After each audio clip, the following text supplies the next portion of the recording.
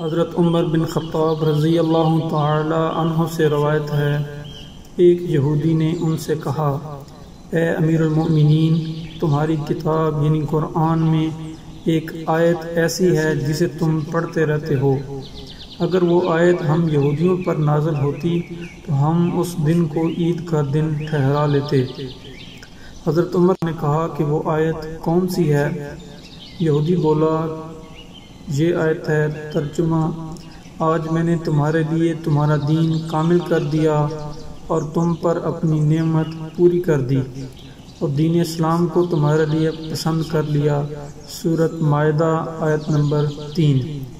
حضرت عمر نے کہا، ہم اس دن اور اس مقام کو جانتے ہیں جس میں یہ آیت نبی اکرم صلی اللہ علیہ وسلم پر نازل ہوئی۔ یہ آیت جمعہ کا دن اتری جب آپ عرفات میں کھڑے تھے۔ صحیح بخاری حدیث نمبر 45۔